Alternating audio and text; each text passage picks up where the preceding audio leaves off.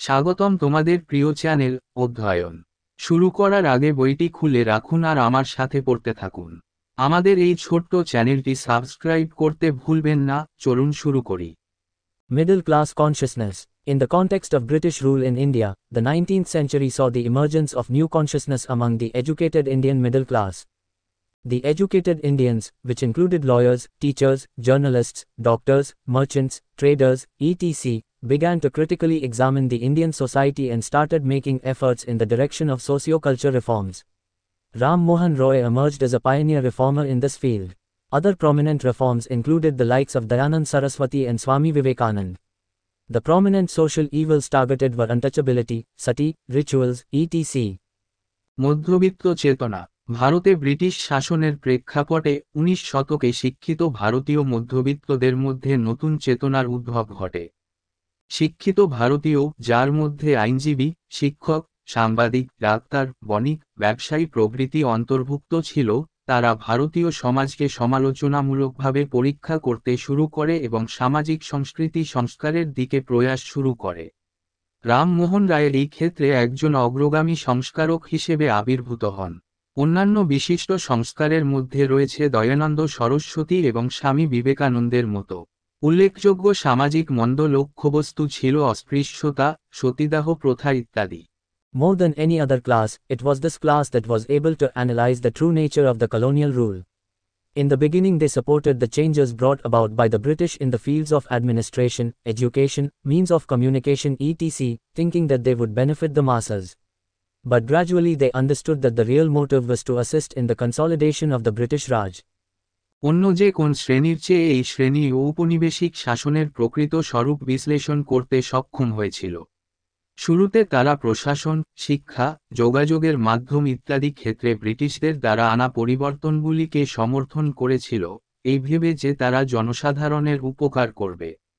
কিন্তু ধীরে ধীরে তারা বুঝতে পেরেছিল যে আসল উদ্দেশ্য ছিল ব্রিটিশ রাজের একত্রীকরণে সহায়তা করা।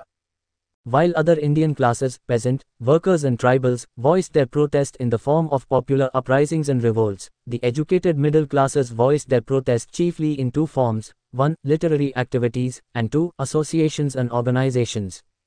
অন্যান্য ভারতীয় শ্রেণী কৃষক, শ্রমিক এবং উপজাতীয়রা জনপ্রিয় অভ্যুত্থান এবং বিদ্রোহের আকারে তাদের প্রতিবাদে সোচ্চার হওয়ার সময়, শিক্ষিত মধ্যবিত্তরা তাদের প্রতিবাদ প্রধানত দুটি আকারে প্রকাশ করেছিল: 1. সাহিত্য কর্মকাণ্ড এবং 2. সমিতি এবং সংগঠন। Literary activities. Again, Ram Mohan Roy was a pioneer in this field. He wrote several books and published several articles on various themes. Prominent literary activities in the 19th century included the following.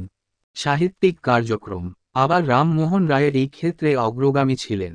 তিনি বেশ কয়েকটি বই লিখেছেন এবং বিভিন্ন বিষয়ের উপর বেশ কয়েকটি নিবন্ধ প্রকাশ করেছেন। 19 শতকের বিশিষ্ট সাহিত্যিক কার্যকলাপের মধ্যে নিম্নলিখিতগুলি অন্তর্ভুক্ত ছিল। Ram Mohan Roy started a journal named Sambad Kaumudi, in Bengali, in 1821. Dinbandhu Mitra wrote the play Neel Darpan, 1859, depicting the plight of indigo cultivators. Bankim Chandra wrote Anand Math, 1882, full of nationalist aspirations. Rammohan Roy সংবাদ কৌমুদী নামে একটি পত্রিকা শুরু করেছিলেন বাংলায় 1821 সালে। নীলচাষীদের দুর্দশার চিত্র তুলে ধরে নীল দর্পণ, 1859 নাটকটি রচনা করেন দীনবন্ধু মিত্র। বঙ্কিমচন্দ্র আনন্দমঠ 1882 লিখেছিলেন, যা জাতীয়তাবাদী আকাঙ্ক্ষায় পূর্ণ। A large number of periodicals and newspapers were also published in different languages. By 1877, there were as many as 169 newspapers in the vernacular. বিভিন্ন ভাষায় বিপুল সংখ্যক সাময়িকী ও সংবাদপত্রও প্রকাশিত হয়। 1877 সালের মধ্যে স্থানীয় ভাষায় 169টি সংবাদপত্র ছিল। Associations and organizations. This was the second method adopted by the middle classes for joint action against the British policies harming their interests. Some of the early organizations were the Landholders Society, 1838, and the Bengal British India Society, 1843. They chiefly adopted the method of petitioning against the company with the aim of bringing about reforms in the company's charter. সমিতি এবং সংগঠন। এটি ছিল তাদের স্বার্থের ক্ষতিকারী British নীতির বিরুদ্ধে যৌথ পদক্ষেপের জন্য মধ্যবিত্তদের দ্বারা গৃহীত দ্বিতীয় পদ্ধতি। প্রথম দিকের কিছু সংগঠন ছিল ল্যান্ডহোল্ডার্স সোসাইটি 1838 এবং বেঙ্গল ব্রিটিশ ইন্ডিয়া সোসাইটি 1843। কোম্পানির সনদে সংস্কার আনার লক্ষ্যে তারা প্রধানত কোম্পানির বিরুদ্ধে আবেদন করার পদ্ধতি গ্রহণ করেছিল। In 1858, when the British Crown took over the Indian administration, it was hoped that exploitation would end and the British government would work for the welfare of the Indian people. But such was not the case, and the organizational activities of the Indians further intensified. London India Association was formed in England, Indian Association 1876 in Maharashtra, and the Indian National Conference 1883 in Bengal. As opposed to earlier organizations, the ones formed now were political in character. Their agenda included protesting against British policies through resolutions and petitions, garnering support for their cause through public meetings and statements, exchange of views on national issues, etc. These organizations prepared the ground for the formation of an all-India organization, the Indian National Congress, in 1885. 1858 সালে যখন British crown ভারতীয় প্রশাসনের দখল নেয়, তখন আশা করা হয়েছিল যে শোষণের অবসান হবে এবং ব্রিটিশ সরকার ভারতীয় জনগণের কল্যাণে কাজ করবে। কিন্তু ব্যাপারটা তেমন না হওয়ায় ভারতীয়দের সাংগঠনিক তৎপরতা আরও তীব্র হয়। ইংল্যান্ডে লন্ডন ইন্ডিয়া অ্যাসোসিয়েশন, মহারাষ্ট্রে ইন্ডিয়ান অ্যাসোসিয়েশন 1876 এবং বাংলায় ইন্ডিয়ান ন্যাশনাল কনফারেন্স 1883 গঠিত হয়।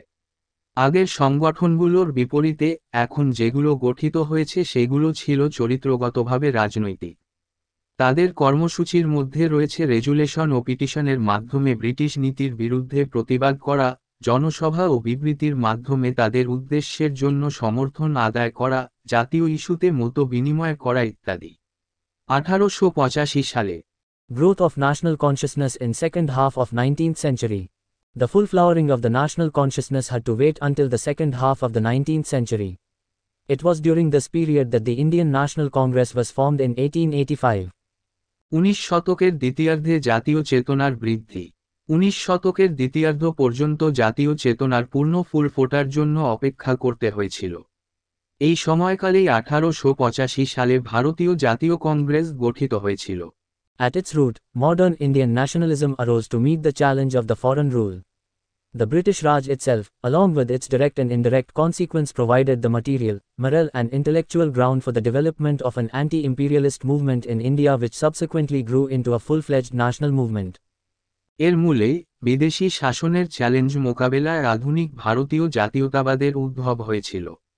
ব্রিটিশ রাজ নিজেই এর প্রত্যক্ষ ও পরোক্ষ পরিণতি সহ ভারতে সাম্রাজ্যবাদ বিরোধী আন্দোলনের বিকাশের জন্য উপাদান, অধিকতর এবং বুদ্ধিবৃত্তিক ভিত্তি প্রদান করেছিল, যা পরবর্তীকালে একটি পূর্ণাঙ্গ জাতীয় আন্দোলনে পরিণত হয়েছিল। With the passage of time, more and more sections of people realized that their interests clashed with the British interests in India and that the welfare of the Indian people would never gain priority over and above British imperial interests. Even those who had earlier supported the British rule in the hope that it would modernize India, were gradually disenchanted. সময়ের সাথে সাথে জনগণের আরও বেশি সংখ্যক অংশ বুঝতে পেরেছিল যে তাদের স্বার্থ ভারতে ব্রিটিশ স্বার্থের সাথে সংঘর্ষে লিপ্ত এবং ভারতীয় জনগণের কল্যাণ ব্রিটিশ সাম্রাজ্যবাদী স্বার্থের উপরে এবং ঊর্ধ্বে অগ্রাধিকার পাবে না। এমনকি যারা আগে ব্রিটিশ শাসনকে সমর্থন করেছিল এই আশায় যে এটি ভারতকে আধুনিক করবে, তারাও ধীরে ধীরে হতাশ হয়ে পড়ে। It was during the latter half of the 19th century that even the British shed all pretensions of benevolence and of guiding India towards self-governance. They adopted a hostile attitude towards higher education, particularly scientific and technical. Instead of helping give freedom to people and press, they simply strangulated it. The British officials and leaders adopted a hostile attitude towards higher education, particularly scientific and technical education.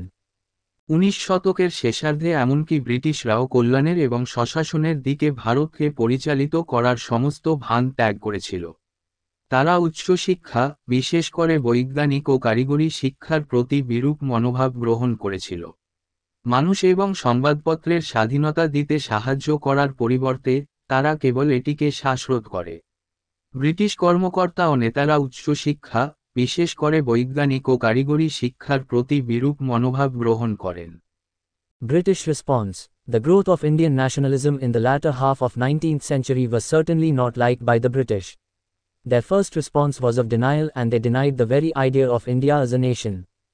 British প্রতিক্রিয়া 19 শতকের শেষার্ধে ভারতীয় জাতীয়তাবাদের বৃদ্ধি অবশ্যই ব্রিটিশদের পছন্দ ছিল না। তাদের প্রথম প্রতিক্রিয়া ছিল অস্বীকারের এবং তারা একটি জাতি হিসাবে ভারতের ধারণাটিকে অস্বীকার করেছিল।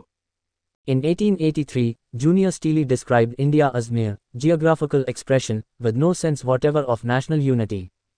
In 1884, John Strachey stated while addressing the alumni of Cambridge University, "This is the first and most essential thing to learn about India, that there is not, and never was an India."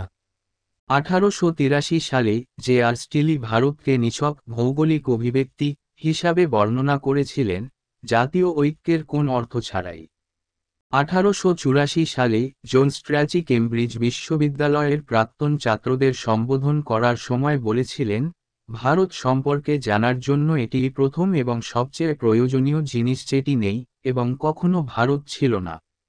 In the beginning of the 20th century, when Indian nationalism began to demonstrate visible strength, the British modified their response. The authors of Montfort Report claimed credit that the British rule was the harbinger of nationalist upsurge in India.